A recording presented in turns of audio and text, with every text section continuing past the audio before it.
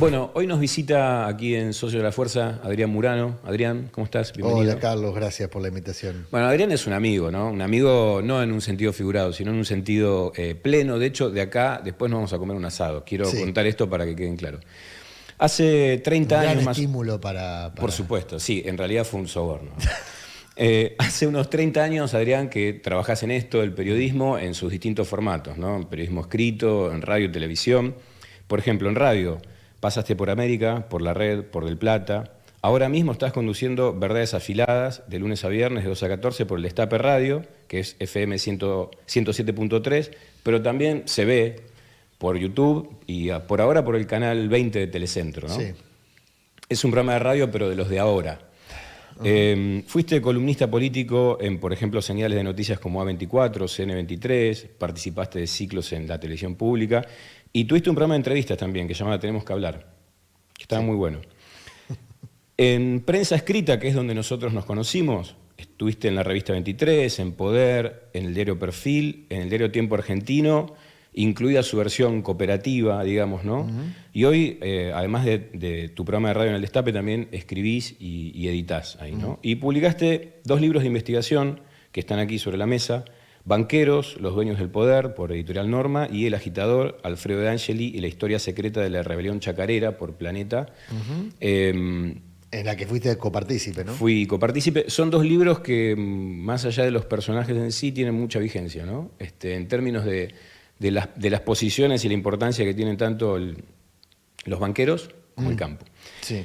Bueno, yo lo primero que te quería preguntar, recién decíamos como 30 años haciendo esto en sus distintas formas, ¿cómo fue que empezaste, haciendo qué y en qué momento de tu vida? Bueno, origen. Adolescencia, estaba de vacaciones en un lugar donde íbamos con mi familia desde que yo era muy chico, que es en Chapadmalal, ahí cerca de Mar del Plata. Yo tendría 15 años, 16 años, y ya estaba empezando a trabajar como disjockey de salón, disjockey de fiestas, para tener unos mangos, digamos, ¿no? Y prendo la radio, la FM, escuchaba mucha música, tenía pretensiones de dedicarme a la música, digamos, y prendo la FM y engancho con mucha nitidez una radio que claramente quedaba muy cerca de donde yo estaba. Chapamalera ahora está un poquito más de moda y más transitada, pero era, y sigue siendo, digamos, un paraje rural. Y era una radio que transmitía desde un lugar, desde un complejo que se llamaba Residencias Cooperativas de Turismo, que era el teléfono público del barrio, claro, digamos, ¿no? Yo lo conocía como, más que como un complejo vacacional o como un complejo turístico, como el teléfono público al que íbamos a llamar a Buenos Aires. No existían teléfonos celulares, no existía telefonía fija prácticamente en ningún lado, o en muy pocos lugares. Estamos hablando de los 80s, fines de los 80s, ¿no? Bueno, y ahí escucho la radio y al escuchar la radio lo primero que escucho es una convocatoria a participar de la radio. Y como yo estaba trabajando, digamos, medio como disjockey y demás, me presento, pero no para estar de este lado, digamos, de este lado del micrófono, sino para dar una mano en la operación técnica. Que yo sentía que las consolas y eso eran más o menos parecidas a las que yo usaba. Y aparte intuía que como era una especie de radio escuela, iban a necesitar gente para la parte técnica. Bueno, efectivamente fue así. La particularidad de ese lugar es que las personas van de vacaciones por el lapso de una semana. Entonces todas las semanas se renovaban los contingentes y todas las semanas la escuela volvía a empezar. La radioescuela que había sido hecha por un grupo de periodistas de Rosario y demás. Todo eso formaba parte ese complejo formaba parte de una propuesta vacacional del Banco Crecó. Todo esto era muy lejos, digamos, a mis intereses. Lo que a mí me interesaba era estar ahí. Bueno, y claro, como todas las semanas arrancaba de vuelta, en general, quienes operábamos también hacíamos aire. porque hasta que los pibes que fuesen con sus familias al lugar aprendieran los rudimentos. Primero se tenían que entusiasmar con la propuesta de que había una radio escuela. Entonces, buena parte del tiempo estaba más al aire que operando, o hacía las dos cosas al mismo tiempo en el formato ese que nosotros tenemos más incorporado como un formato sajón, digamos, del disjockey que habla. Sí, sí. Que es muy común, digamos, como método de radio. No tanto en la Argentina, pero sí como un método de radio, digamos, autogestionado más que autogestivo. Como un unipersonal. Como también, una especie de unipersonal. Es una figura, el disjockey de radial es una figura con mucha trayectoria, mucha historia en la radiofonía. Digamos. Bueno, un poco hacía eso. Y al mismo tiempo aprendía y me enamoré de la radio, literal. O sea, me pareció... me pareció un lugar fascinante donde se podía aprender y al mismo tiempo exponer. Me parecía, nada, que reunía muchas de mis inquietudes, estaban ahí. Y bueno, todo muy vinculado a la música. Yo en ese tiempo estaba muy, muy concentrado en la información musical. Bueno, cuestión que ya vuelvo, digamos, de esas vacaciones. Al final paso casi todo el verano. Había ido por 20 días, creo, con mi familia, y me terminé quedando mucho más tiempo. Hago un acuerdo medio laboral que básicamente consistía en que podía vivir en ese complejo, claro, durante el periodo de tiempo que yo hiciera de asistente, porque hacía de asistente de jockey en las fiestas, porque bueno, se hacían fiestas toda la semana, digamos, para cada contingente, y al mismo tiempo operaba, ¿no? Entonces, o sea, mi primer trabajo fue con contraprestación en especies. Claro, pero además en un ámbito como muy puro, por así decirlo en términos de medio, ¿no? O sea, no es que era un medio escuela. Claro, tu primera experiencia no fue en un medio comercial o profesional, por así decirlo. No con pretensiones comerciales, pero sí con alguna contraprestación, claro, que para mí fue muy importante. Arrancaste bien, digamos. La idea de que a la vocación, si yo lo quería tomar como un oficio, como una profesión, lo tenía que tomar en serio, hacerlo con disciplina, digamos, y al mismo tiempo pretender una contraprestación por ese esfuerzo, claro, laboral. Y cosa que es importante porque esto se desarrolla en la explosión de las radios truchas, lo que llamábamos radios truchas, que tenían mucho componente vocacional. Claro, sí, sí. Entonces yo rápidamente incorporé la noción de oficio rentado, digamos, claro, de profesión. Claro, claro. De desarrollarlo como una actividad profesional. Porque de hecho cuando vuelvo a Buenos Aires, a mi casa, digamos, a la casa de mi familia, se había puesto justo una radio trucha enfrente. Y obviamente fui a tocar el timbre, digamos, vengo de esta experiencia, necesitan gente y demás, y la impronta era muy vocacional. Claro. Y yo quería vivir de eso. Entonces, esa primera experiencia entre vocacional y de aprendizaje y de descubrimiento fue muy intensa, pero relativamente breve, porque, bueno, rápidamente fui a buscar laburo de eso de lo que me había enamorado. Estudiás en TEA y mientras estudiás... Bastante tiempo después. Claro, o sea, vos ya estabas trabajando. Esto fue a los 15, entre los 14 y los 16 años, digamos. Pero digo, cuando vos entrás, esto que te cuento, cuando empezás a estudiar en TEA, ¿ya estabas trabajando en medios en ese momento? Ahí, después de esa experiencia en una radio, la que llamamos, y la sigo llamando cariñosamente Radio Trucha, porque eran radios que no estaban formalmente licenciadas para tener una frecuencia, pero... Una de ellas empieza a funcionar como radio escuela en la escuela en la que yo iba, a la escuela de la que yo iba. O sea, nada, deciden incorporar en una radio del barrio, la escuela la incorpora como parte de su oferta académica, por decirlo de algún modo. Y entonces yo, naturalmente, me ofrezco para trabajar como operador, ya venía trabajando como operador técnico de la radio, de esta misma radio. Pero acá ya más formalizado, con un horario, como un empleo, digamos. Sí, sí. Obviamente, un horario que no fuese contradictorio con mi horario escolar. Yo estaba en cuarto año. Pero ya ahí estaba formalmente trabajando.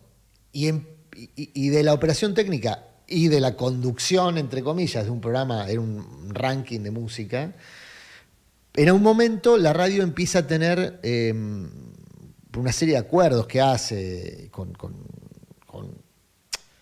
para abastecerse, acuerdos, digo, o compras que hace para abastecerse de recursos técnicos,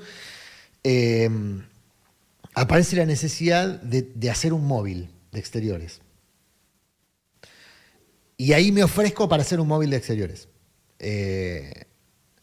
Y ahí ya aparece mi pasión definitiva, que es el periodismo, porque el móvil de exteriores es la mejor escuela que puede tener un periodista si entra por el lado audiovisual o claro. si entra por el lado de la radio.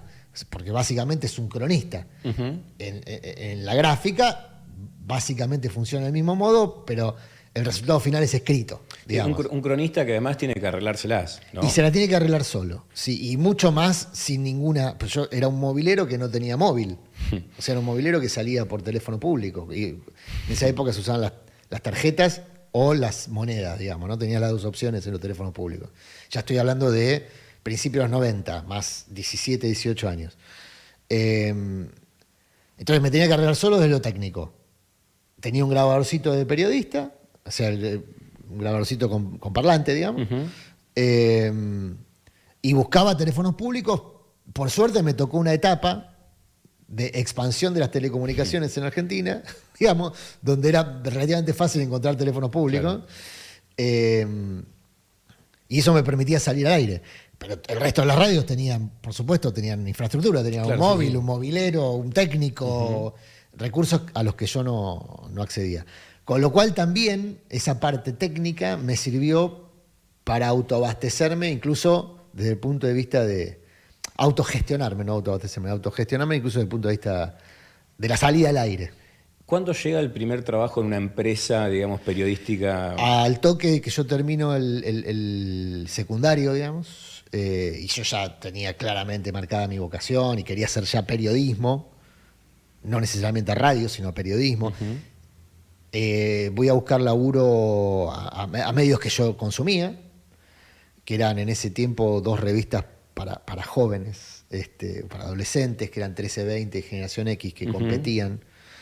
Entro en 1320, en mi primera experiencia gráfica, y en paralelo consigo también que me tomen como productor en Radio La Red, que fue también una extraordinaria escuela porque era recién iniciaba Radio La Red, en una radio que se había reconcesionado, se había privatizado, digamos, todos los medios formaban parte de la estructura pública, porque la gran mayoría, salvo unos pocos, eran medios públicos, y en los 90, ya con el menemismo, muchos de esos medios se privatizan.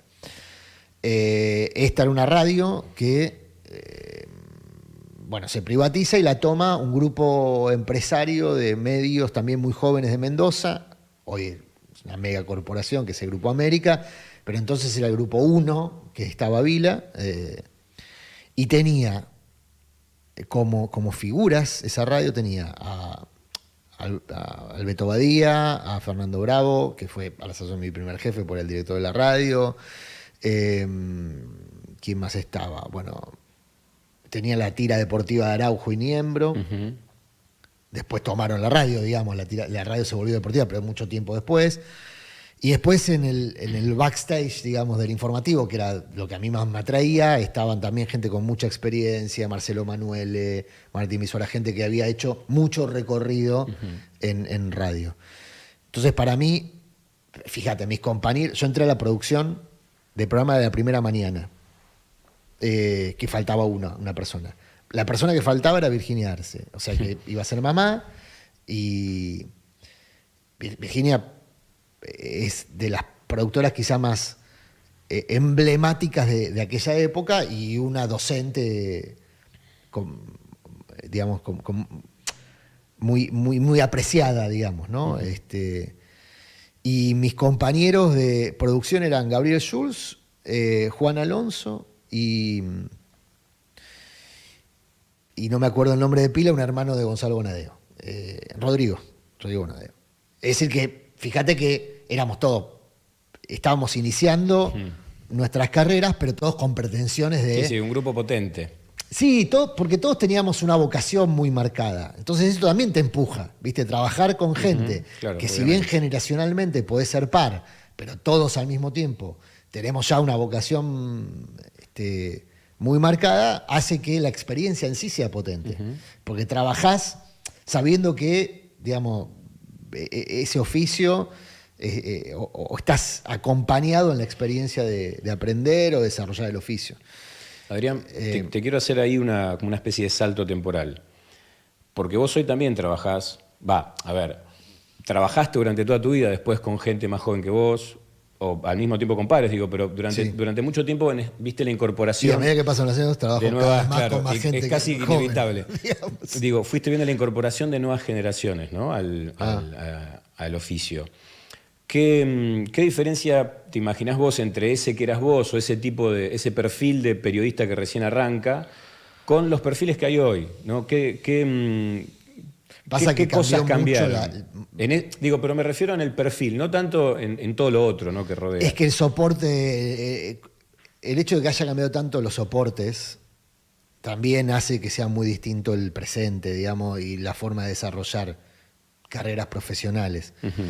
Vos pensás que en ese primer trabajo gráfico de 1320, escribía en una Lexicon 80, es una máquina de escribir. Y yo aprendo a escribir en una máquina de escribir. Y de manera autodidacta. No es que había tomado un curso. Entonces, cuando aparece mi primera computadora, que fue bastante tiempo después de ese primer momento,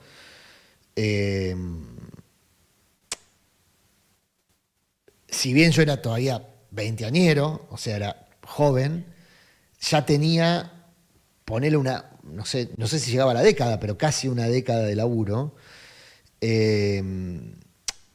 Y todavía no era consciente de la potencia que iba a tener para el desarrollo profesional, personal mío y de mi contexto, de mi entorno, el simple hecho hoy, visto a la distancia, de escribir en una computadora, que no tenía conexión a internet, que no estaba interconectada con otras, era una máquina de escribir en la que podías borrar y volver a escribir. Pero ese cambio fue muy potente para mi generación. Fue un cambio súper potente, porque vos pensás que cuando yo empecé a escribir, mi editor agarraba la hoja que yo le daba con un texto, que había corregido, si tenía que corregir con liquid paper, digamos. Si con suerte agarraba una máquina de escribir eléctrica, tenía la posibilidad de que te pusiera la tirita, digamos. Pero aún así, era imposible reescribir un texto, entonces, completo, salvo que el editor decidiera que lo hicieras, con lo cual había una relación, una simetría en términos de poder, que si no tenía base en el respeto, o sea, si yo no tenía sobre mis jefes respeto profesional, las jefaturas se podían volver muy tortuosas también. Las redacciones eran lugares donde se combinaba, cuando yo entré, ¿no? La bohemia. Entonces vos tenías muchos personajes nocturnos, muy, muy bohemios, que asociaban el periodismo escrito con la literatura. Sí, gente que incluso había venido de otros ámbitos, ¿no? Que se incorporaba al periodismo llegada de otros lugares. El periodismo y la militancia estaban muy vinculados. En la historia argentina en general, los principales referentes periodísticos son personas, hacer un repaso rápido, Sí, vas a ver que son personas con compromiso político. Y los 90 rompe con todo eso. O sea, rompe con la tradición del periodismo como un método de comunicación militante. De hecho, empieza a estar mal visto en los 90. Sí. Y se hiperprofesionaliza el periodismo como oficio, como oficio. La técnica, la relación asimétrica de poder y al mismo tiempo de respeto y verticalidad con los jefes se modifica a partir del simple hecho de que vos podés cambiar un texto y entregarlo de mejor forma, o que el editor edite sobre el texto que vos trabajabas sin necesidad de que hubiese un gesto hoy parece una pavada, pero imagínate un pibe de 20 años a la que le agarran, le retiran la hoja de una máquina de escribir, se la hacen un bollito y se la tiran en un tacho de basura. O sea, medio que te ibas curtiendo en ese, entre comillas, si esto obviamente lo ve alguien de aquella generación, va a decir que no corresponde llamarlo como maltrato, porque era mecanismo de edición de época. Eran los usos. Pero bueno, visto desde las concepciones del presente, era también un ámbito bastante hostil. Podía ser un ámbito bastante... Y después, con cualquier colectivo, estaban los más apreciados, los que tenían más ventaja y los más esforzados y que le tenían que poner más pasión y más voluntad. Bueno, eso cambia muy drásticamente en los 90. Entonces, la pregunta de cómo cambió desde mi origen a este presente tiene tiene un Rubicón muy marcado, que está asociado a lo técnico y está asociado también, obviamente, a lo que implicaron los 90 en la Argentina, que en muchos aspectos también instaló determinada matriz de comportamiento social, económico, que en el periodismo fue súper potente, la forma de desarrollo del periodismo, la forma de mirar, de ver nosotros al periodismo, nosotros los que lo ejercíamos. Entonces, el hecho de haber sido joven generación de esa generación, pero con este back de haber transitado la previa de haber estado en la transición. En esa también, bisagra, ¿no? exactamente, me permite visualizar con mucha claridad las diferencias entre la actualidad y aquel periodismo más romántico, más bohemio, más artesanal. Claro. Más artesanal. O sea, hoy tenés periodismo artesanal, esto que estamos haciendo es comunicación artesanal. Yo creo que la tecnología permite recuperar aquel espíritu, por ejemplo, de las radios truchas o de la comunicación no necesariamente vocacional. Yo no valorizo particularmente lo vocacional ni lo sublimo como algo mejor que lo profesional. De hecho, combinar las dos cosas, lo artesanal colectivo, ¿no? Que es un poco también el espíritu que tenía la radio trucha, que eran emprendimientos colectivos, barriales, y combinarlo con lo profesional, no por lo rentable o no que pueda ser el proyecto, sino por la calidad que se busca de ese proyecto, que sea un proyecto competitivo en un mar donde hay muchas propuestas. Y para mí es el mejor de los mundos. O sea, estamos transitado todo este tiempo. Yo creo que hoy estamos en la mejor combinación de esas dos partes de mi historia, digamos, de la prehistoria, donde está esa cosa vocacional, que el oficio se descubre por la pasión de hacerlo, y la parte más hiperprofesional, que en algún momento mató lo otro, lo enterró, y después, más acá en el tiempo, y gracias a la tecnología, se recuperó o se está recuperando. ¿Qué hace un periodista? ¿Cuál es su rol? Esas preguntas, si alguna vez estuvieron más o menos claras, ahora son territorio de disputa y desconcierto. Tanto que se volvió una práctica habitual evaluar si tal o cual cosa está dentro o fuera de los márgenes de la profesión. Es decir, periodistas que hacen otra cosa, pero no periodismo. Eso sí, en medio de tantas dudas asoma una certeza. Imposible entender el momento político sin el rol de los medios de comunicación y sus principales figuras. Bueno, esta es una pregunta de esas así como un poco amplias, vos tomala como quieras. Qué riesgoso, pues. No, sí, ya sé. No, digo, pero en este tiempo imagino que por ahí fue cambiando tu mirada, o se fue complejizando. Pero ¿cómo definirías o cómo entendés el rol de un periodista? ¿Qué es lo que se supone que hace un periodista? Te lo pregunto porque esto que siempre fue como un territorio medio de disputa, la verdad que hace un tiempo, por lo menos en nuestro país, pero me imagino que a nivel global también, es todo un asunto, ¿no? Es muy amplia, sí. Y es un riesgo porque yo soy muy de dispersarme, pero a ver si puedo ser preciso. Yo creo que no hay un solo periodismo. Es decir, el periodismo es una disciplina que forma parte de una constelación mucho más amplia que es la comunicación. O sea, el periodismo es una herramienta para comunicar.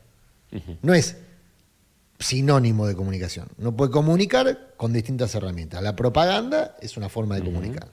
La publicidad, que no necesariamente es lo mismo que la propaganda, es una forma de comunicar. Y el periodismo es una forma de comunicar. ¿Qué requisito distingue el periodismo del resto de la forma de comunicar? Su vocación por la verdad. O sea, entonces, ¿cuál es el punto en común que debiera tener cualquier persona que se dice a sí mismo periodista y que ejerce el periodismo? El punto en común, más allá de sus propias ideas, de su cosmovisión, del medio en el que lo desarrolla, el punto común es que con la verdad no se jode, digamos, que nuestro compromiso como periodistas con el público es acercarle, si no la verdad absoluta, porque es muy difícil, por lo menos acercar al público lo más que se pueda a la verdad de lo que se está contando, digamos, ¿no? Y uso la palabra contar porque el aspecto narrativo también está vinculado al periodismo. Es decir, no solamente hay que propender a comunicar con verdad, digo, lo más cerca posible que se pueda de los hechos, a eso me refiero cuando hablo de la verdad, de contar los hechos, sino que hay que hacerlo de manera tal de que el público en general lo comprenda. Entonces se usa un lenguaje en general, o lo ideal sería que se use un lenguaje lo más llano y lo más comprensible posible. Esas son las dos herramientas para mí que distinguen al periodismo. Es decir, contar los hechos y contarlo de manera tal de que sea lo más comprensible para el público en general que se pueda, ¿no? Entonces, mi definición de periodismo, que no es una definición académica, sino de experiencia de usuario, por decirlo de algún modo, es esa. Tiene que cumplir con esos dos requisitos. Vos ahí, Adrián, una consulta. ¿Le das un valor a la idea de la verdad? A los hechos, sí, a los hechos. Porque la verdad, en términos filosóficos, significa una cosa, se entiende. ¿No? Digo, estoy hablando de los hechos. Pero, digamos, en el fondo, más allá de la idea de la subjetividad, las perspectivas, las opiniones, hay algo que estarían claro, incluso entre personas que piensan muy distinto, que hay algo que son los hechos. Exactamente. Ahora, la forma de interpretar los hechos entra ya en este otro andarivel, que también es un ejercicio periodístico interesante, muy aceptado. Hoy los periodistas que tienen más potencia en el mundo, no solamente en Argentina, son los periodistas que opinan y opinan fuerte. O sea, no se les exige ni veracidad, ni verosimilitud. Ni siquiera, claro. Ni verosimilitud, ni apego a los hechos. A los periodistas más potentes del planeta, más potentes, digo, que mejor conectan con el público hoy, lo que se les exige es justamente ser potentes en su opinión, en la forma de expresarse.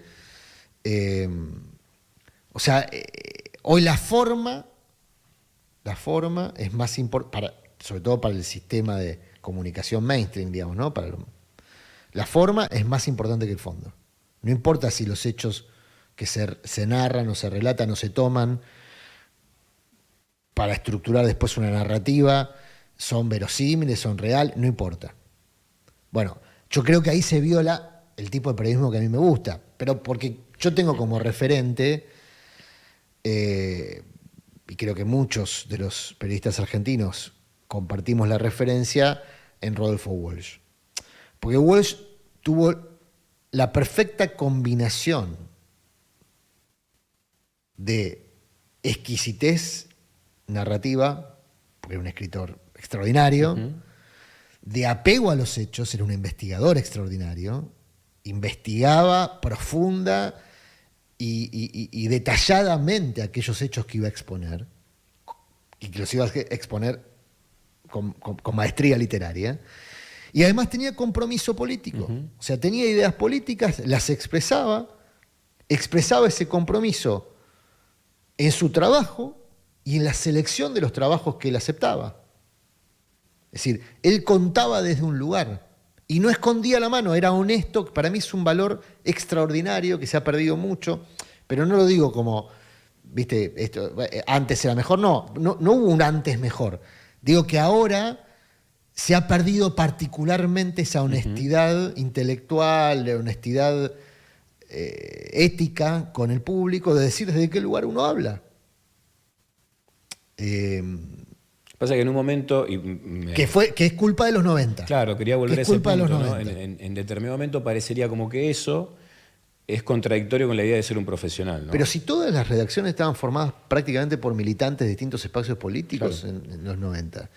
En los 80 no se ejercía el periodismo si no se tenía un tipo de militancia, un tipo de... Era exactamente lo opuesto a lo que después en los 90 pasó a ser contradictorio. Entonces en los 90 muchas personas empezaron a ocultar sus ideas políticas, lo hicieron tan bien, se convencieron tanto, digamos, que se transformaron en mercenarios. Claro. Caso paradigmático el de Jorge Lanata. Digamos, si vos tenés, ¿no?, 3, 4, 5 referencias del periodismo en Argentina, nadie le va a negar a Lanata su rol en la historia del periodismo moderno en la Argentina. Su incidencia. Su incidencia. Cuando yo empecé a estudiar... todos querían trabajar en Página 12, me imagino. Era una referencia, por supuesto. Claro. Ahora, ¿cuándo es que Lanata se vuelve un mercenario? Y bueno, Lanata es el mejor hijo de los 90. Mejor hijo periodístico de los 90. Transita los 90 desde la vocación periodística asociada a un conjunto de ideas, el periodista, el porteño, medios de los 80, ¿no?, donde eran todos militantes. La excepción era el que no tenía algún tipo de militancia. Ideas políticas tenían todos. O sea, en el porteño estaba Majul, en el porteño, ¿eh? Sí, sí. Digo, por citar otras personas que yo hoy asociaría con una lógica mercenaria del periodismo. O sea, en los 80, yo mismo, digamos, no me acerco al periodismo a partir de una vocación militante, pero tenía vocación militante, porque era la recuperación democrática, había naturalmente una efervescencia militante. Claro. En los 90, cuando se busca imponer la lógica del fin de la historia de Fukuyama, es decir, el ultracapitalismo ganó la batalla, el fin del comunismo, no hay antinomias, no hay contradicciones, hay un solo patrón económico que rige al mundo, que es el ultracapitalismo, y hay, consecuencia de eso, una sola forma de observar la política, que es todo aquello que le contribuya al desarrollo del ultracapitalismo. Esos fueron los 90. Consenso de Washington. Sí, sí. Bueno, para el periodismo, eso implicó un salto económico fenomenal. O sea, muchos periodistas descubrieron que podían hacer mucha guita, con eso que hasta poco tiempo atrás era un oficio artesanal, con mucho vocacional. Se transformó en un negocio, entraron las megacorporaciones a hacer... Las megacorporaciones con intereses cruzados. Sí, sí, ya no solo propios del oficio. Entonces, claro, grandes empresas periodísticas a la vez eran grandes empresas de otras cosas. Ni hablar cuando se conjugan telecomunicaciones y periodismo, que es el presente. Claro. ¿No? De las grandes corporaciones periodísticas, comunicacionales, son a la vez empresas de telecomunicaciones. Entonces, están más ocupadas y más preocupadas por sus intereses económicos y comerciales que por desarrollar el tipo de periodismo que a mí me gusta. Que a mí me gusta desarrollar. Que es un tipo de periodismo que a lo largo del tiempo fue reduciendo sus espacios de incidencia. Y en este marco general, si uno puntualiza en el periodismo político, ¿qué complejidades se suman en ese caso para vos? No, bueno, esto, que el periodismo político en el actual contexto de discusión, de debate público en la Argentina, en algún punto te voy a decir, yo veo algo virtuoso de todo este lodazal, de toda esta ciénaga, que son en parte también producto de las redes sociales, de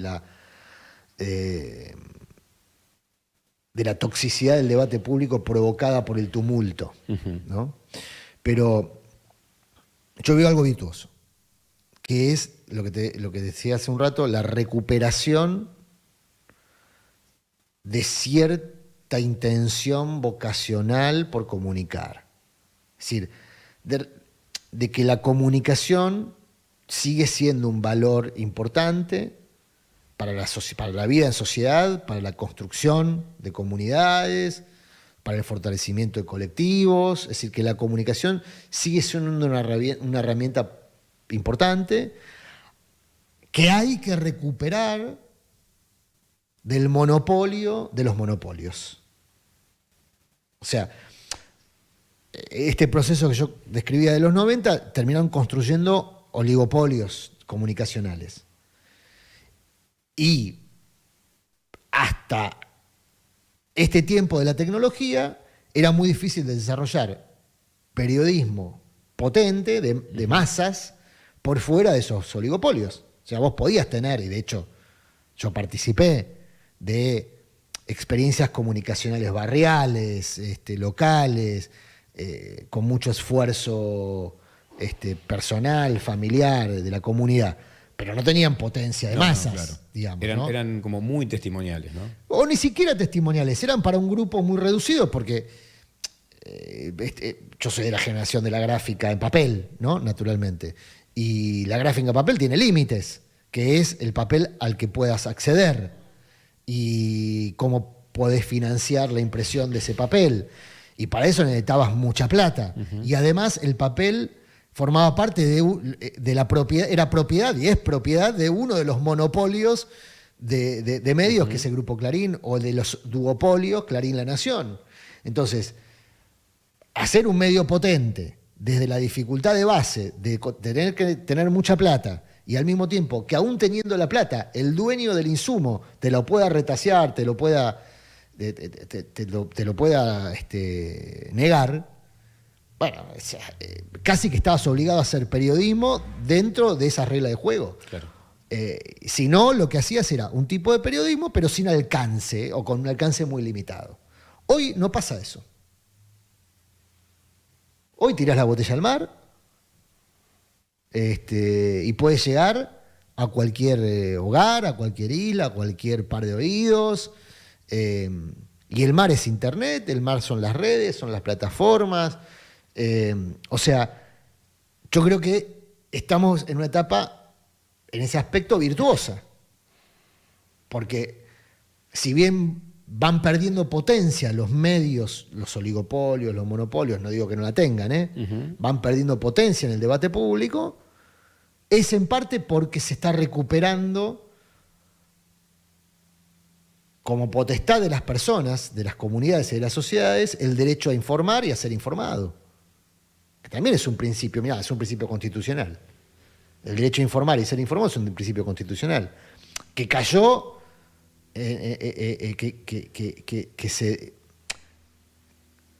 ese principio constitucional se violentó en los 90. Y yo soy hijo de esa generación, yo me crié profesionalmente en esa generación, pero reconozco parte de la culpa, si se quiere, de haber formado parte también de una generación que mutiló un derecho constitucional. Porque la verdad es que no se cumplimentaba el derecho a informar y ser informado. Y mirá que se hablaba de censura todo el tiempo, pero se hablaba de censura como un derecho solo propiedad de los periodistas o los comunicadores. No. De hecho, la comunicación es un derecho social de la comunidad, de los ciudadanos. Claro. Y nosotros somos, en tal caso, quienes elegimos una herramienta para hacer un puente entre los hechos y los ciudadanos. Ahora, ¿por qué creo entonces que estamos en una buena época? Porque cualquier periodista que me escuche joven, sobre todo que está tratando de empezar a vivir de esto, encuentra las dificultades que teníamos en los 80, esas dificultades que yo te contaba antes, asociadas a los medios truchos. Sí, encuentro un problema también de rentabilidad también, ¿no? Y es que el problema de la rentabilidad está dado naturalmente porque vos podés hacer crecer técnicamente de manera muy sencilla un medio, una experiencia de comunicación, un programa, que no sé ni cómo se llama, digamos, en términos clásicos. Sí, ¿cuál sería el formato, ¿no? Claro, que estamos haciendo? cómo encajarlo en esos casilleros. Pero si vos podés hacer esto con un teléfono celular y a muy bajo costo, el bajo costo al mismo tiempo tiene como contrariedad que es difícil de rentabilizar si vos no encontrás algún tipo de asociación o con las plataformas, que hoy son fuentes de financiamiento importantes para muchas experiencias autogestivas, pero las plataformas son monopolios, o sea, terminás al final del camino dependiendo de un monopolio. Del señor YouTube, por ejemplo. Del señor YouTube, que es el señor Google, digamos, o el señor Facebook, o lo que sea.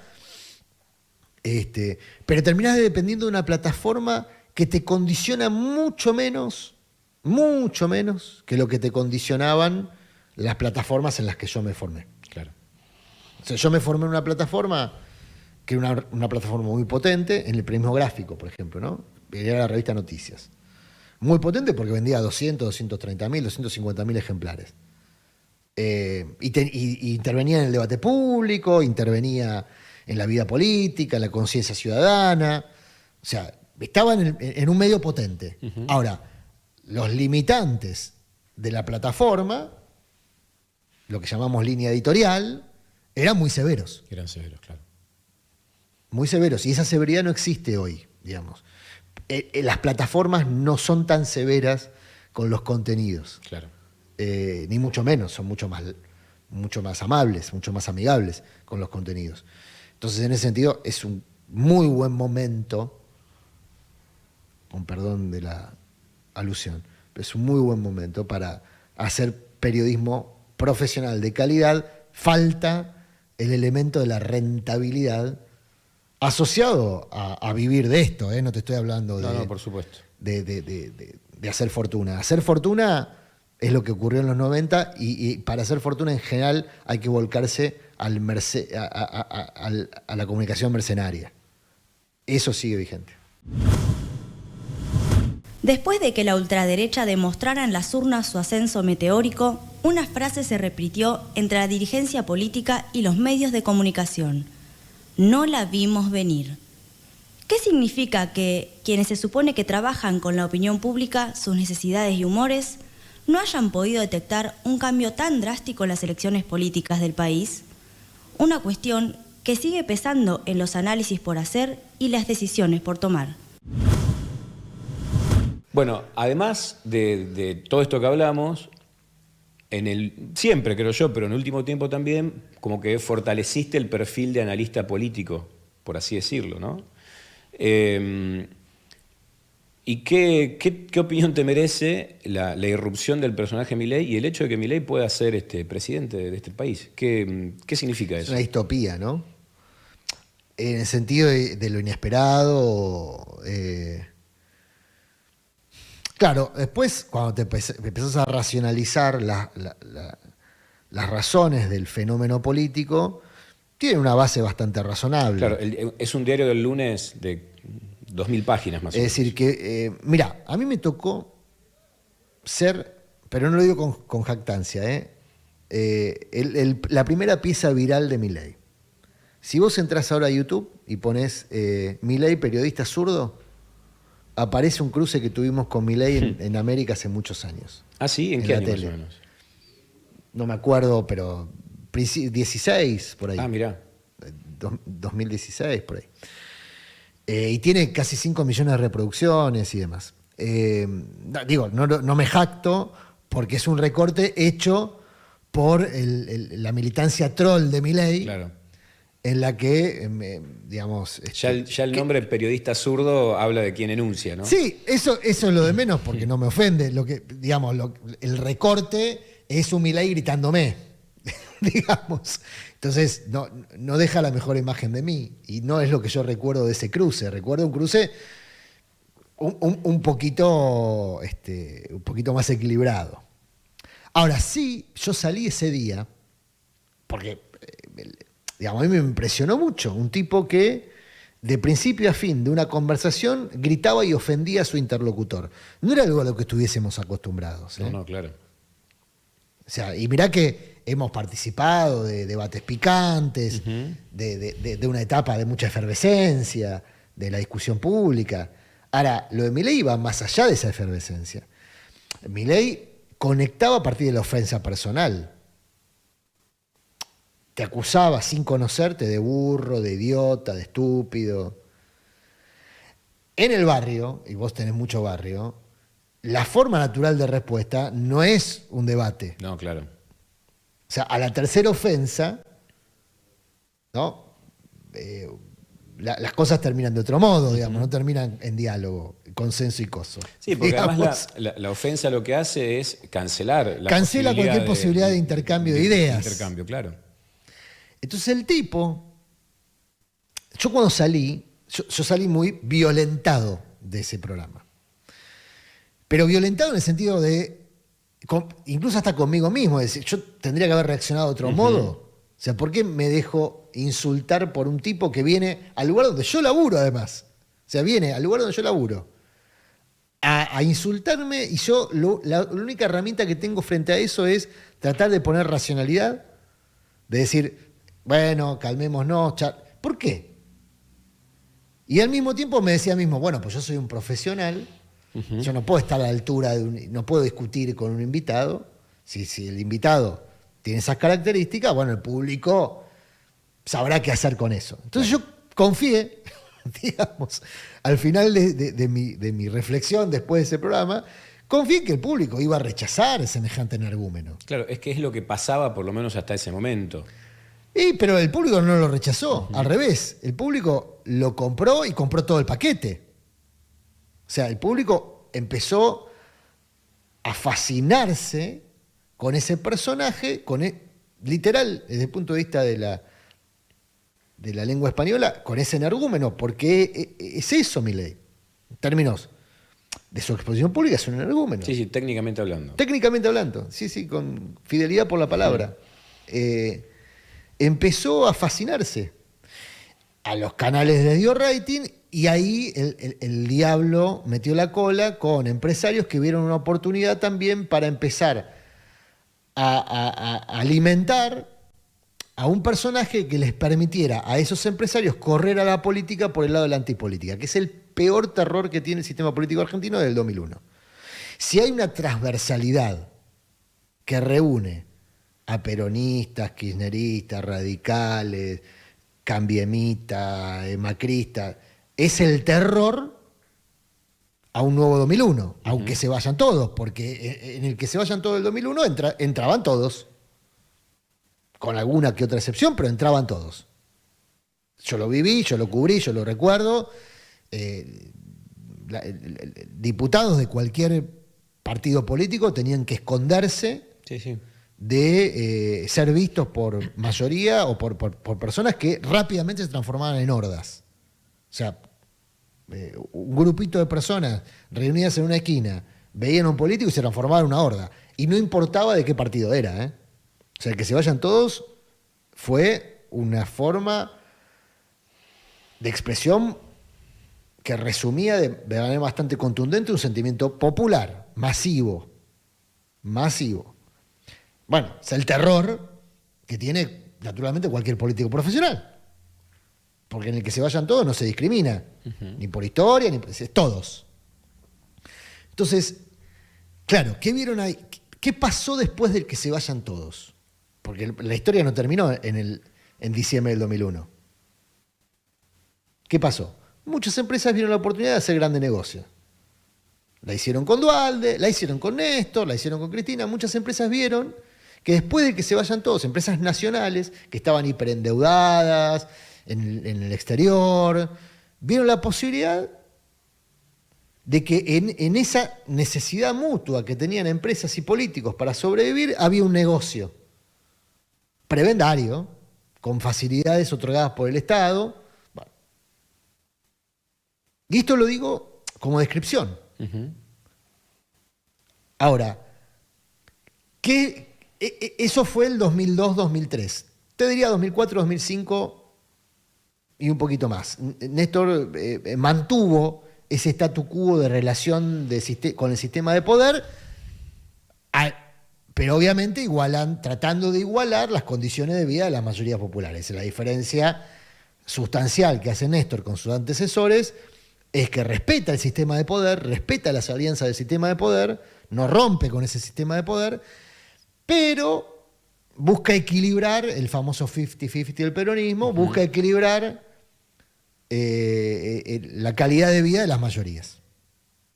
¿No? Entonces, al final de su mandato y al comienzo del mandato de Cristina, y Cristina lo consolida, las mayorías populares vivían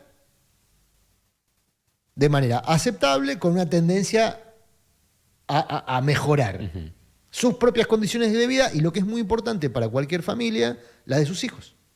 No solamente mejoraba la vida del presente, sino la perspectiva de vida de sus hijos. Sí, la idea de poder proyectar. Movilidad social. O sea, 2008-2009, eso tiene otro Rubicón histórico, que es el conflicto por la 125. Que el agitador está sobre la mesa. Claro, bueno, un poco el agitador.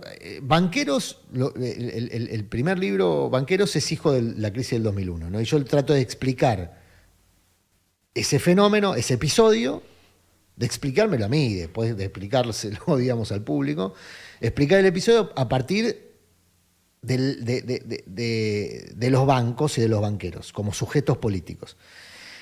La primera revelación, que es la que me queda a mí como aprendizaje permanente de haber hecho ese libro, es que los banqueros nunca pierden.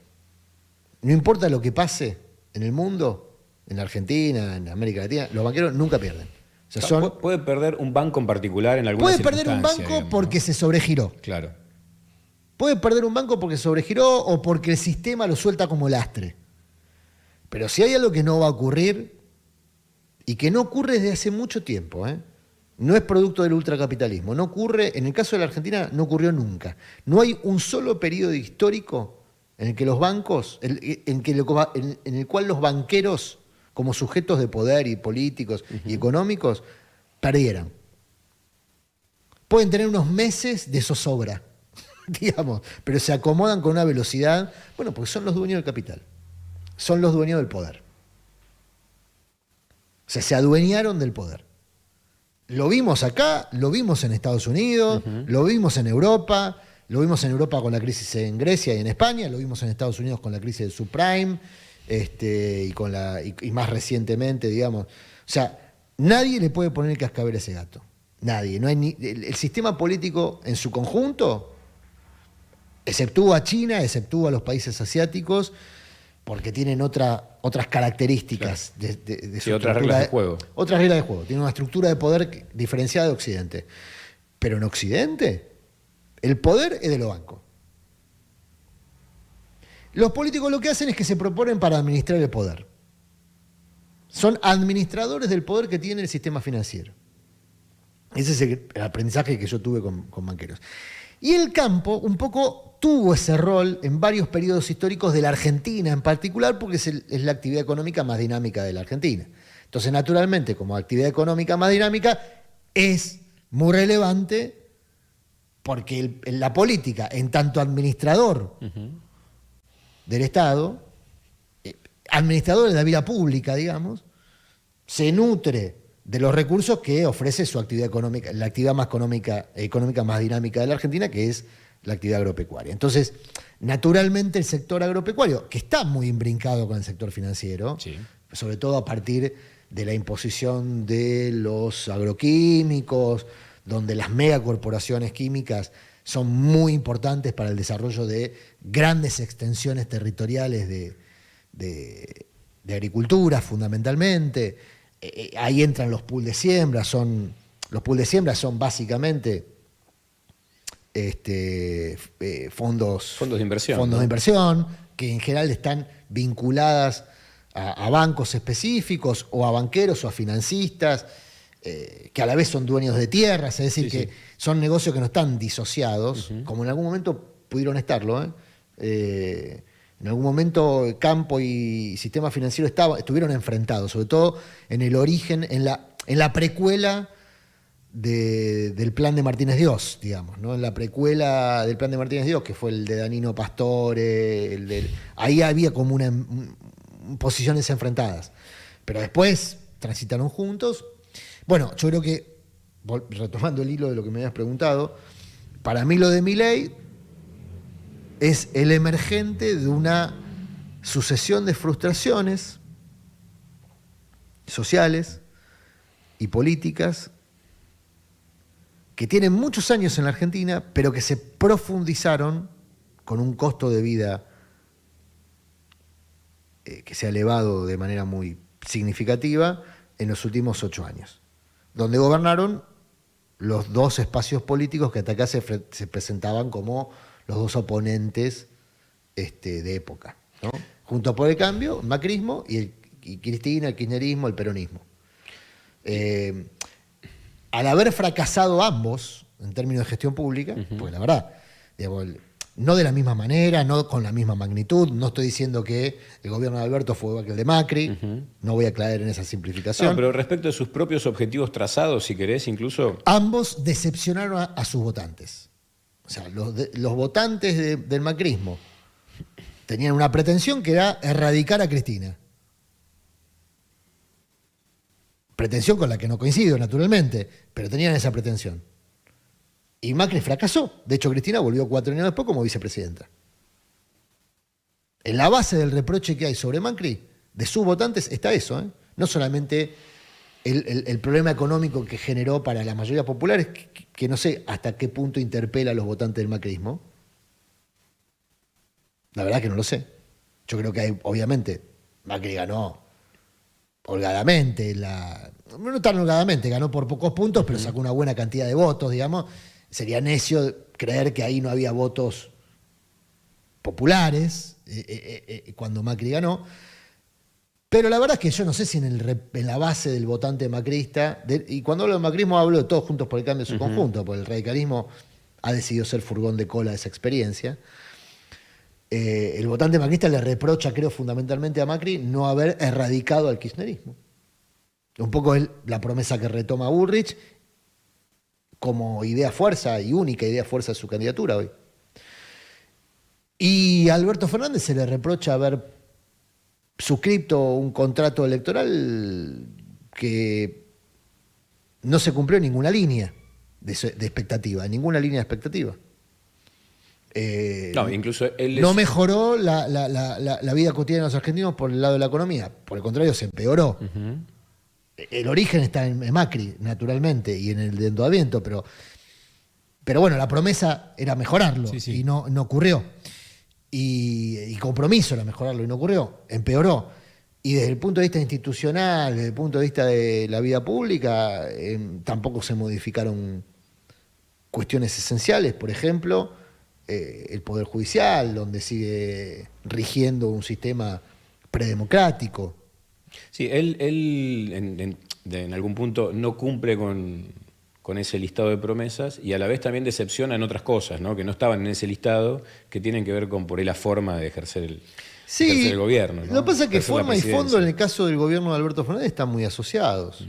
Adrián, Perdón, entonces yo creo que Milei, para responder finalmente a tu pregunta después de este larguísimo desfile de ideas, yo creo que Milei vuelve a esa experiencia inicial mía, personal, esa impresión que a mí me dio en ese episodio que yo te contaba al principio, cuando salí medio temblando, estoy diciendo exagerado, pero conmovido por el personaje, por ese personaje que yo califico todavía como un energúmeno, y yo sospeché que ese personaje no iba a salir de ser eso. Claro. Y se transforma en una figura política por la combinación de todos estos factores que mencionaba recién. Porque hay un sistema dirigencial de poder económico que se tira tiros en el pie todo el tiempo y que alimenta a sus propios verdugos o a o a los verdugos de la sociedad a la que ellos después pretenden venderle cosas. Eso es muy importante de entender. Milei no existiría si el sistema de poder económico no le habría dado vuelo, porque el vuelo a Milei se lo dio el sistema de poder económico, donde están Vila, Manzano, Nequian, Arcor, Manieto. O sea, ese sistema de poder le dio vuelo a Milei para tratar de condicionar al sistema político tradicional, y terminan creando a un personaje que puede complicarle los negocios. Es decir, y esto es un comportamiento de la burguesía argentina que se tira tiros en el pie y que al mismo tiempo nos hunde a todos con ese comportamiento todo el tiempo. O sea, Argentina tiene dos problemas para mí centrales. Su poder judicial, que es predemocrático, no entró la democracia en los tribunales, y su, llamémoslo burguesía, su poder económico, que conducen, en muchos casos han conducido a la Argentina a través de políticos que le respondían, y la han mantenido o la han hundido en este estado de cosas.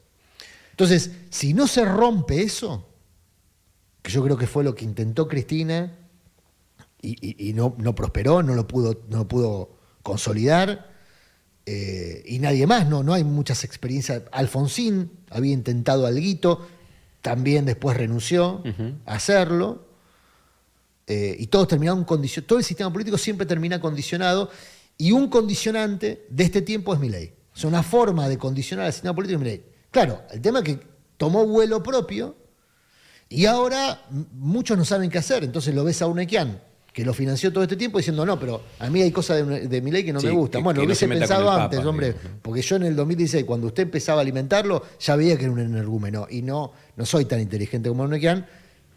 Está clarísimo, digamos, que el tipo tiene por lo menos unos millones otro más tipo de diferencia, inteligencia, digamos, claro, ¿no? Entonces, evidentemente hay parte de la inteligencia del sistema de poder de Argentina que no funciona, que no funciona en términos del beneficio público, ¿no? Para el beneficio personal, sí, claramente. Obvio. Mientras algunas formas de hacer periodismo entran en declive y dejan la centralidad que históricamente ostentaron, otros formatos y medios parecen imponerse, con una velocidad que, sin embargo, abre muchas preguntas de cara al futuro. Si la pantalla de televisión, los diarios impresos y las radios de dial perdieron la batalla en el ecosistema de medios, ¿estamos seguros de que los medios digitales y los canales de streaming ya la ganaron?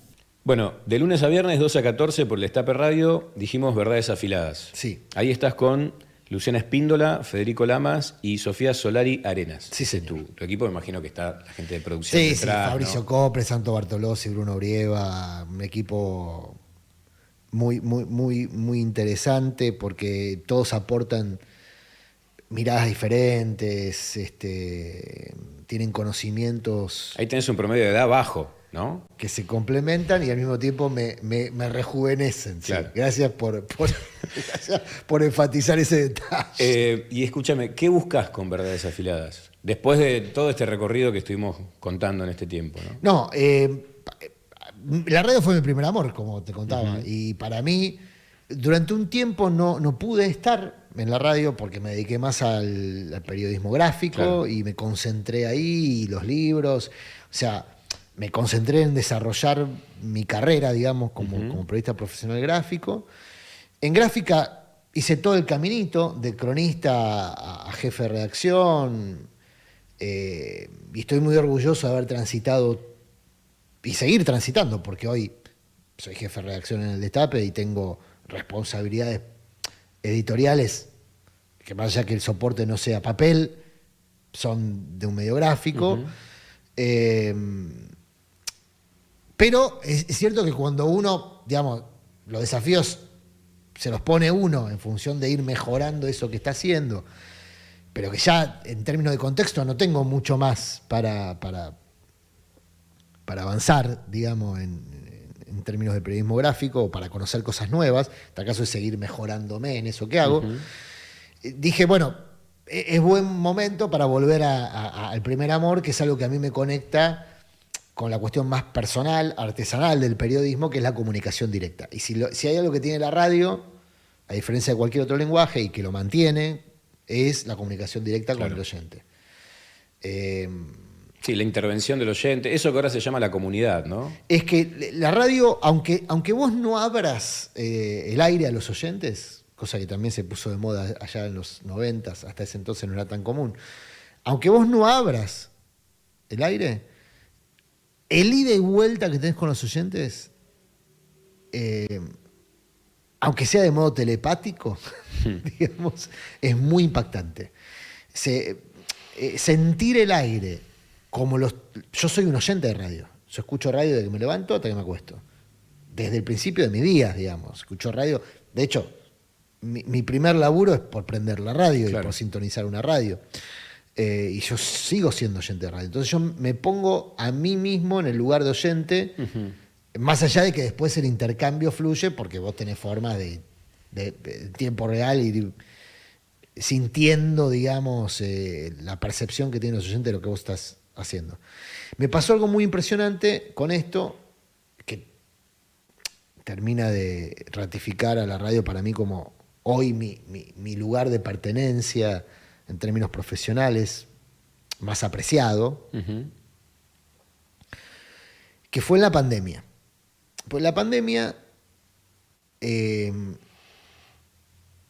obviamente, bueno, todos nos llenamos de incertidumbres, de miedos, de temores, de agobio, ¿no? Y yo iba desde el primer día, desde que se decretó, digamos, los confinamientos y los cuidados y demás, pero ya de antes, la pandemia, yo hacía un programa de primera mañana.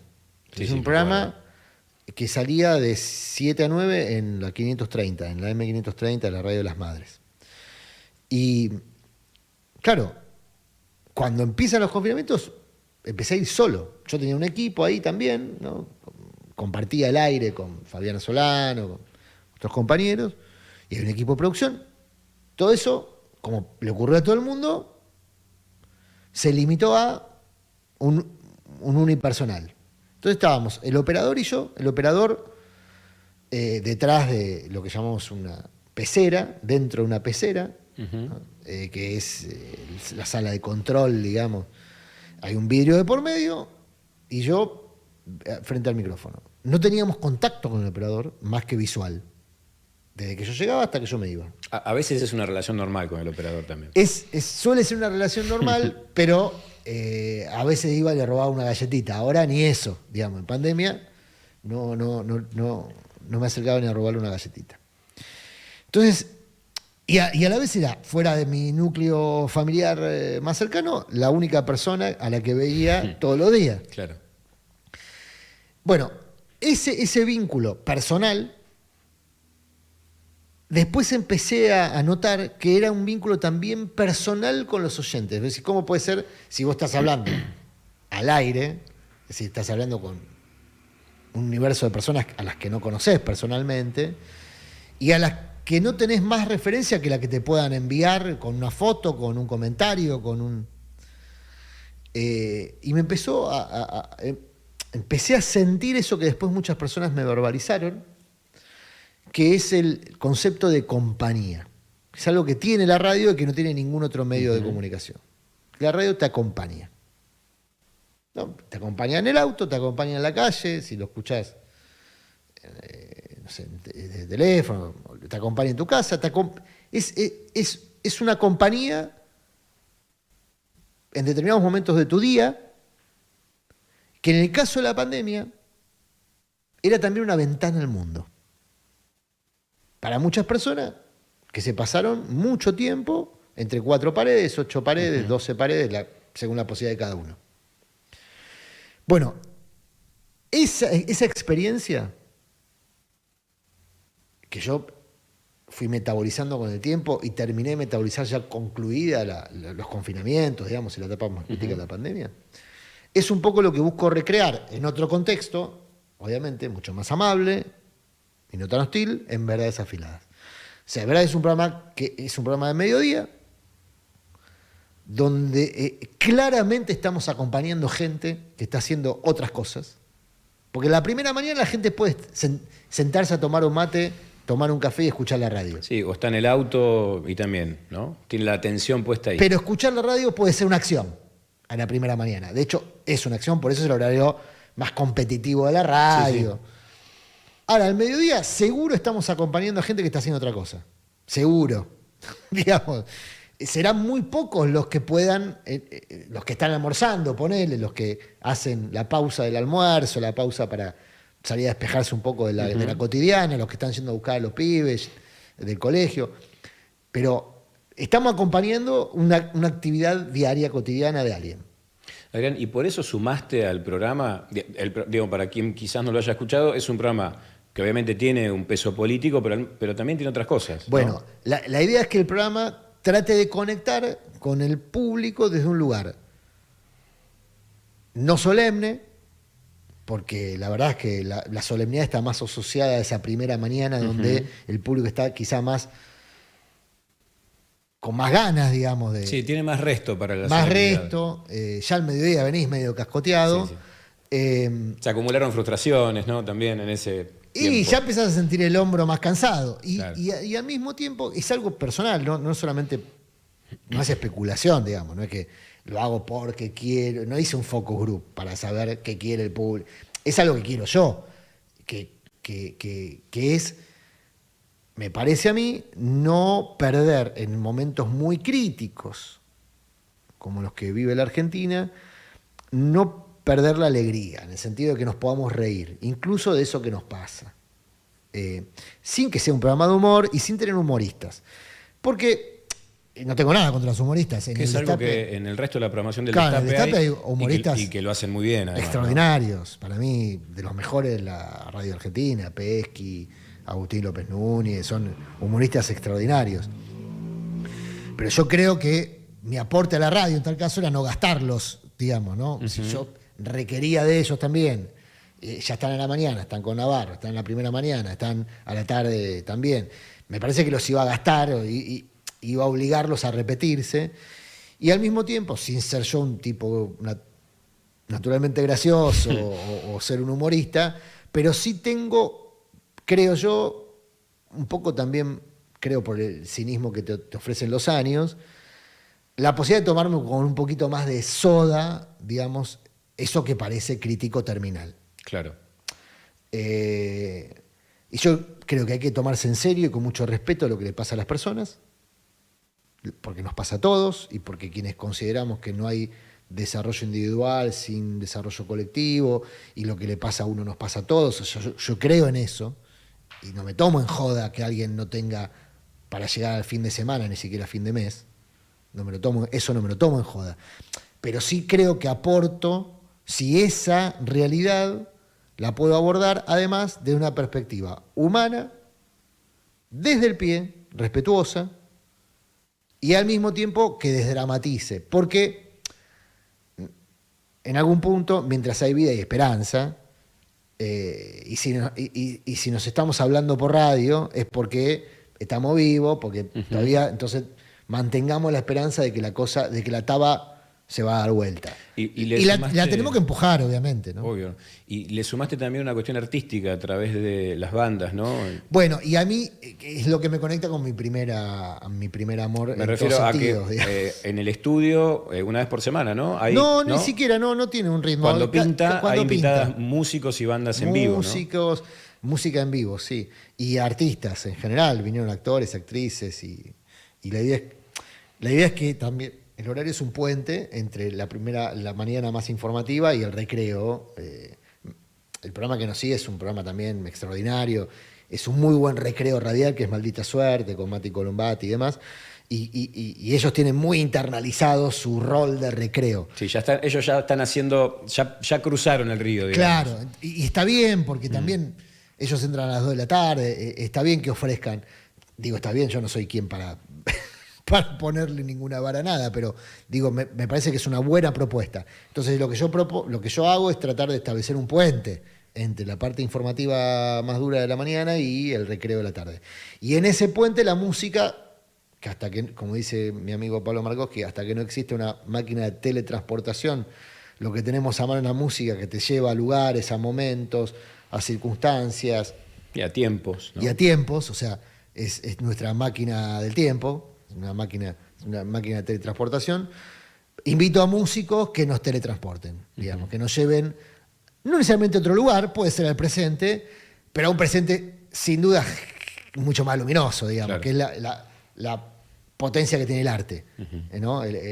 Yo convivo con artistas de toda mi vida, vengo de una familia con muchos artistas y convivo con una artista, sí, claro, y mi hijo también está más o menos por ese andarivel. Es decir, que para mí es parte de mi vida cotidiana también dialogar con artistas. Y bueno, yo creo que lo que mejor se puede ofrecer en un programa de radio es ser lo más uno mismo posible. Claro. Bueno, la música y el arte forman parte de mi vida desde el principio de los tiempos. Y de mi relación con la profesión también. Recién dijiste, yo no hice un focus group para saber esto y demás. ¿Cómo te llevas con el tema, pensando en los nuevos medios, ¿no? Sí. Con el tema algoritmos, métricas. Están ahí, porque además son vos importantes. también, además de la radio, digo, sí, en la web también trabajas con eso, ¿no? Estamos muy atentos, sí. Forma parte. Siempre hubo formas de medir la audiencia. La tele tuvo Ivope, mejor o peor, ¿no? Pero el rating, la radio tiene el share, ¿no? Que es como un rating del aire. La gráfica tenía, obviamente, la venta. Y la devolución. Y la forma de saber la venta es la devolución. O sea, cuánto te devolvía el kiosquero de lo que se imprimía. Siempre hubo formas y siempre los medios, por lo menos de que yo me dedico a esto, siempre los medios en los que yo estuve, porque es una decisión también profesional, buscaron ser masivos. Con lo cual no te puedes enojar con la herramienta que mide la masividad, porque es una herramienta que forma parte de tus objetivos, digamos. Yo elegí trabajar en medios masivos. Si me molestara, tendría que ir a otra cosa, digamos, ¿no? Yo elegí trabajar en medios masivos, podría haberlo no hecho. Pero yo creo que la comunicación como herramienta es mucho más potente en un medio masivo que en un medio que no lo es, sin restarle importancia y mérito. Pero bueno, entonces, ser un medio masivo implica asumir también sus requisitos, sus condicionalidades. En general los medios masivos forman parte de empresas, las empresas tienen intereses comerciales, intereses económicos, intereses políticos, intereses editoriales. Y bueno, me banco la pelusa, digamos, forma parte de lo que yo elegí. Trato, en la medida de lo posible, o he tratado en todo este tiempo, de que esos condicionamientos sean lo más parecido a mis ideas. Hacerlos congeniar en alguna medida. Y que poder trabajar en lugares donde mis ideas estén cómodas con los requisitos, digamos. Cosa que no es fácil, por eso... No, a veces es un privilegio, ¿no? Y sí.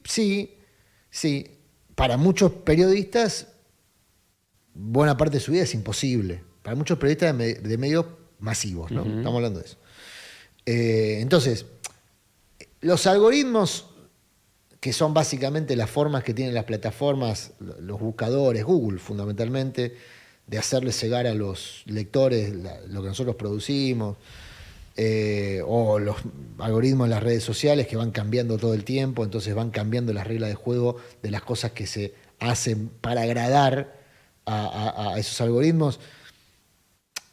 Forman parte, insisto, de lo que en otros tiempos podría haber sido la publicidad, o métodos de tratar de ser lo más masivo posible. Me preocupa si los algoritmos te corren mucho de lo que vos considerás que es éticamente correcto. El clickbait. El clickbait es un método que limita con lo ético. Claro. porque la verdad es que hay algo de engaño en eso. Sí, es que casi no es periodístico, digamos, ¿no? En términos de para qué lo haces. Y el clickbait, digo, para si alguien no está familiarizado, es una noticia que tiene un título que no necesariamente es mentira, pero fuerza los límites de lo engañoso. Digamos, sí, claro. ¿no? O que no informa. Entonces, que te obliga a que vos cliques justamente ese título para que te informes. ¿Qué le dijo tal a tal? Sí, y le pones toda la pimienta que puedas. Por ahí no le dijo nada, ¿no? Pero porque por ahí no título... le dijo nada. El clickbait, por suerte y gracias a los algoritmos, está cediendo. ¿Por qué? Y porque Facebook, Google y X ahora están penalizando el clickbait. O sea, penalizan a los medios que usen clickbait. Les baja la calidad. Y si te bajan la calidad como medio, tus contenidos se visualizan menos. Se posicionan menos. Se posicionan menos. Entonces, ahí yo veo algo positivo del algoritmo hoy. Lo mismo que había sido negativo antes, que había alimentado el monstruo. Bueno, ahora está viendo cómo lo desactiva. O sea que es como enojarse con un robot, ¿viste? Yo qué sé, medio raro. Claro. O sea, el tema es... ¿Qué haces vos con eso? No, y para qué fue programado el robot, y en tal caso, si yo lo percibo como una amenaza, bueno, combatirlo eventualmente, y si lo percibo como un aliado, aliarme, pero no es una herramienta más. Y yo creo además que estamos en una etapa bastante inicial todavía de un fenómeno que está en evolución y que no sabemos hacia dónde va. Tiendo a pensar que en términos sociales, si uno ve lo que está ocurriendo en el mundo en materia de comportamiento político, en términos sociales, constituyen una amenaza para la vida en democracia. Si vos ves, Angela Merkel acaba de cerrar con su partido de centro en Alemania un acuerdo con la derecha neonazi. Y es un intento de Angela Merkel, que debe ser de las políticas de las pocas estadistas vigentes en la política global, te guste o no lo que hace, digamos, sí. ¿no? Pero es una mina que de política mancha. ¿Por qué hace ese acuerdo con neonazis? Y hace el acuerdo con neonazis porque es la forma de tratar de metabolizarlos dentro del sistema para que no la corran del sistema. O sea, es un intento del sistema de fagocitar a una derecha neonazi que se propone, como Milei en Argentina, como Meloni en Italia, como Vox en España, como Le Pen en Francia, como Trump en Estados Unidos, personas que se proponen como antisistema, y en una propuesta que, si bien se le puede ver algunos hilos de interés por detrás, son muy peligrosas. Porque el tema ahí es que también tienen su contrato con su público. Antes hablábamos del contrato incumplido de Macri o de Alberto Fernández con sus votantes. Bueno, imagínate el votante de opciones neonazis que eventualmente lleguen a posiciones de poder y no cumplimenten con sus propuestas neonazis. ¿Qué van a hacer esos votantes? ¿Van a reprender o en tal caso empujar las políticas que votaron dentro del marco democrático? Si son políticas que no condicen... Sí, ya desde el vamos buscaban otra cosa. En general son políticas que no condicen con la convivencia democrática. Claro. Entonces y todo eso se reproduce a través de los medios digitales que se crean con fines de fake news, de noticias falsas, de alimentar el odio. El discurso del odio es una herramienta muy potente a lo largo de la historia. Maquiavelo habla del discurso de odio, no es un invento de estos tiempos. O sea, el discurso de odio como herramienta política es algo recontra conocido. Sí, muy efectivo. Y ha sido muy eficaz a lo largo de toda la historia. Lo que tiene ahora son herramientas muy potentes de difusión. Sí, que lo multiplica por 1000. Y viste que... y lo universalizan, sí. Ojo con eso. Claro. Porque entonces empezamos a ver esta globalización de expresiones de derechas que están comunicadas, que interactúan en términos incluso hasta financieros, Y lo hacen a través de las redes. Sí, hay como una internacional ahí, ¿no? De la Sí, derecha. como existía el internacionalismo de izquierda, digamos, que fue vanguardista en eso. Claro. O sea, en tratar de crear, digo, a partir de la idea del hombre nuevo, de crear un concepto universal, digamos, de esas políticas. Bueno, ahora lo tomó la derecha. Y hay un elemento que para mí es muy interesante del proceso electoral que pasó en Argentina y que muestra esta potencia, que es que Milei ganó en provincias que Milei no visitó. No, eso Y que Milei increíble. ganó en provincias donde prácticamente no había afiches, ni carteles, ni punteros, ni militantes, perdón, ni dirigentes de Milei. Ahí funcionaron los teléfonos, las redes. Funcionan los teléfonos. Los teléfonos. La militancia digital de las expresiones de derecha es muy efectiva. Una última, Adrián. Viste que también, fruto también de las nuevas tecnologías y las posibilidades, dentro de las cuales incluso podemos poner esto que estamos haciendo ahora nosotros, surgieron una serie de medios que se instalaron muy rápido, ¿no? También para un público joven, con protagonistas jóvenes y a través de dispositivos. Medios que por ahí no tienen su propio soporte, sino que funcionan a través de otros. YouTube, Instagram, no sé, los casos abundan, ¿no? No sé, Luzu TV, Olga y demás, Sí. ¿no? Y se multiplican. Tienen algunas características parecidas, o al menos los que son de mucho éxito. ¿Qué opinión tenés de esos medios, ¿no? Que tienen otras formas Me de hacer encanta. periodismo? Yo siempre celebro que se funde un medio.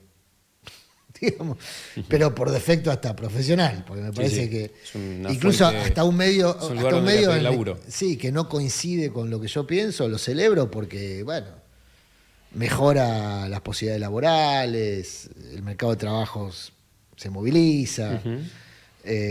Así que yo, cualquier medio con rasgos profesionales lo celebro. Y cualquier medio con rasgos vocacional también, aunque yo no me vea involucrado, digamos, directamente en ese mundo, también lo celebro porque creo que la comunicación es una herramienta de la sociedad y no de los periodistas. Y está buenísimo que la sociedad se apropie de la herramienta y la haga por mano propia, me parece extraordinario también. Después, vuelvo a algo que hablábamos hace un ratito. Yo creo que los medios, como tales, por definición, son continentes. Contienen formas de comunicación. En el caso de los medios audiovisuales que vos decías, en muchos casos individualizados. O sea, cada comunicador es un método de comunicación. Después todos constituyen una línea, digamos, de comunicación o una idea editorial. Pero a mí me parece que los medios profesionales, insisto, siempre son bienvenidos. Y yo abogo porque sean honestos, digamos. A mí me enoja mucho, pero me enoja en términos de espectador, cuando un comunicador te vende su verdad relativa como una verdad absoluta desde un pedestal profesional. Sobre todo si al final de esa exposición esconde la mano y no dice desde el lugar que habla, o al final o al principio. Yo en eso sí soy intransigente con las personas con las que trabajo, ¿no? O sea, yo creo que hay que ser honesto con el público no es bobo. O sea, no, al revés, es muy inteligente y si se quiere distraer, busca con qué distraerse, con lo que lo distraiga, y si se quiere informar, busca con qué informarse, con lo que... El informe. Sí, con lo que considera que está dentro de su conjunto de ideas, porque ya no tenés hoy solo un dispositivo, un oligopolio que te ofrece más o menos la misma comida, más o menos recalentada. Ya no pasa eso. Eso pasaba en los 90, pasaba en los 80, pasaba en los 2000. Pero hoy, la potencia de Clarín para instalar agenda está muy limitada. ¿Qué es lo que limita la potencia de Clarín para instalar su agenda? Las repetidoras. Si los periodistas nos mantenemos en la lógica de la repetidora que rigió hasta los 2000, primera década del 2000, Y le estamos haciendo el juego a los monopolios. Estos medios no le hacen el juego a los monopolios, salen de esa lógica, no replican la agenda de los medios dominantes. Entonces le restan poder. Ahora, lo ideal es que lo hagan con rigores profesionales para que no se vuelva gaseoso, digamos, para que el público no los abandone rápido, para que el público...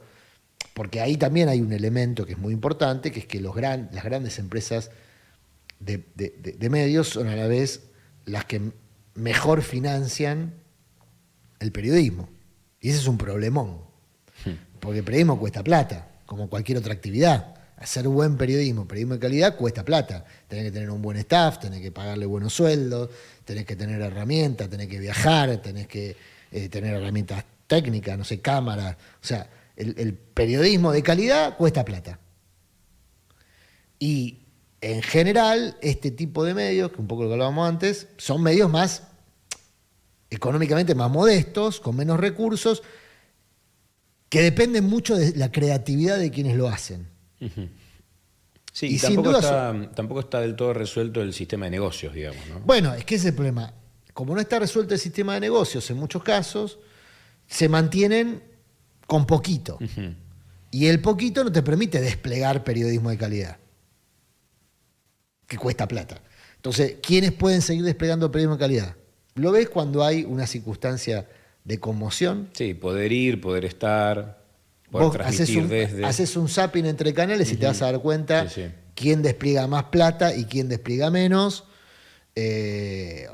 Y en ese despliegue te quedas mirando. Claro. La verdad, lo voy a decir más sencillo para que se entienda. Yo no coincido con la línea editorial de TN, nunca trabajé en Clarín porque nunca quise trabajar en el multimedio Clarín. A un costo personal muy alto, porque en un momento Clarín tenía el 70, el 80, hoy tiene el 80% de las bocas de expendio de los medios de comunicación de la Argentina. Bueno, asumí ese costo por una decisión política, personal, ideológica. Ahora, cuando yo hago zapping y hay un hecho de conmoción puede ser un hecho de atractivo público, como un proceso electoral, elecciones. Y el despliegue que hace TN en móviles, en visualizaciones, en periodistas, el despliegue económico que hace TN no lo hacen los otros canales. Tiene la pelusa, de mala manera obtuvo la pelusa. ¿Por qué la obtuvo de mala manera? Porque la obtuvo, como ya sabemos, desde una mesa de tortura para obtener papel prensa, apretar al gobierno de Alfonsín para obtener en Radio Mitre, apretar al gobierno de Menem para obtener el canal de televisión y Cablevisión, y apretar al gobierno de Kirchner para obtener la fusión, y apretar al gobierno de Cristina, que no le dio nada, y así está como está, digamos, con un pie en los tribunales. Es decir, a pura extorsión, Clarín obtuvo los recursos que tiene. Ahora, los usa o usa parte de esos recursos para financiar periodismo de calidad. Y con eso genera una diferencia frente a los demás que no tienen esos recursos. Claro. Entonces, yo creo que ojalá los medios autogestivos, yo formé parte de una experiencia autogestiva hasta hace muy poco tiempo, que es Tiempo Argentino, que se inicia en la recuperación del medio, ojalá los medios autogestivos puedan adquirir esa potencia económica. Ese sería el mejor de los mundos, un medio autogestivo con potencia económica que financie periodismo de calidad y masivo. Ahora, es una conjunción que se da muy pocas veces en el mundo, no hay muchas experiencias, y las que sí se dan más frecuentemente son los medios que funcionan como apéndices de estructura de negocios. Claro. Sí, es una ecuación que, y más en momentos como este, ¿no? Parece muy difícil de resolver. Yo aspiraría a que todos estos medios que vos mencionaste no se tienten con funcionar como apéndice de estructura de negocios. Claro. Si uno ve, más o menos se sabe quién financia quién está detrás cada uno de esos medios, y son empresarios que tienen intereses diversificados. Claro. Son empresarios que tienen intereses diversificados y que en algún momento, si el medio se vuelve potente, van a querer gravitar esa diversificación en el medio, Claro, digamos. claro. Que no pasa nada si el público lo sabe, ¿eh? O sea, para mí, digo, si en el Destape, yo creo que nadie que pase por el Destape duda desde qué lugar habla el Destape. Y salvo que esté muy desinformado, digamos. Claro. Bueno, es algo que yo valoro del Destape. Después puedo tener mis disidencias con las cosas que dice el Destape. Porque no todos coincidimos en todo, digamos. No somos una comunidad Amish, digamos. No, la verdad que no. O sea, tenemos diferentes miradas, posiciones. Ahora hay un conjunto de ideas que nos involucra. Y las decimos. Este es el conjunto de ideas que nos involucra. Que no es una persona, no es un dirigente, una figura política, sino un conjunto de ideas. Que a veces fue expresada en una figura política y otras tantas veces, te diría la gran mayoría de las veces en la historia, no. Por eso es un medio que puede transitar, para mí el Destape, tanto la resistencia, o sea, la resistencia a políticas neoliberales, lo puede hacer porque lo hace parada de esos pies, digamos. Lo mismo que Tiempo Argentino, lo mismo que otros medios, que dicen desde qué lugar hablan. Yo creo que los medios que dicen de qué lugar hablan pueden, parados sobre esos pies, estar tanto en la resistencia como en lo que yo considero lo más difícil que puede hacer un medio periodístico, que es el acompañamiento crítico. Claro. Porque es lo más difícil. Porque el público, puede pasar que tu público te lleve a hacer el acompañamiento foca. El acompañamiento digamos. pleno. El acompañamiento pleno. Y yo creo que eso no es útil para nadie. Claro. Ni para el público, ni para los procesos políticos con los cuales podés simpatizar, ni para el medio como medio. Claro. Digamos, el medio, por lo que decíamos antes, tiene que tener apego a los hechos, digamos, ¿no? O por lo menos, nosotros usamos mucho una frase, en verdad, es que seamos buenos entre nosotros. Bueno, en la lógica de seamos buenos entre nosotros, sí, y un poco es el desafío que tuvimos estos 4 años de gestión, donde claramente el Destape y otros medios más teníamos vasos comunicantes, digamos, no con el gobierno en sí, sino con el conjunto de ideas que se suponía que representaba ese gobierno. Bueno, ¿cómo hacer un acompañamiento crítico? Marcar cuando hay correcciones o caminos o bifurcadas que el gobierno elige un lado distinto al que nosotros representamos o sostenemos. Claro. Claro. Eso es lo más difícil, porque ahí el público muchas veces no te acepta eso, no te acepta la crítica, te acusa o te considera parte de un dispositivo de demolición, cuando vos lo que obviamente no querés demoler aquello que ayuda a construir, sino lo que querés es que siga por el camino que a vos te parece que es el razonable. Sí, que funcione. Que funcione, insisto, según tu conjunto de ideas. Sí, sí, y en sus propias condiciones preestablecidas también. Según tu conjunto de ideas. Porque, por eso yo digo, lo importante es el conjunto de ideas que vos tenés y que vos manifestás. Y después, desde ahí, te parás y le decís al gobierno, a las empresas, al público, mirá, nosotros representamos esto. Hay personas que escuchan esto o leen esto porque nosotros representamos esto. Bueno, después... El periodismo mercenario no tiene esa precaución. No tiene ese problema siquiera. No tiene los problemas y tampoco tiene la precaución. Y a mí eso sí me violenta, me enoja. Adrián, muchísimas gracias por todo esto que hablamos y bueno, espero que puedan también escuchar tu programa de radio, leer los libros y también leer los artículos que escribís. Gracias, Carlos. Hermosa charla. Bueno, la seguimos ahora en una sala. Dale, ahora.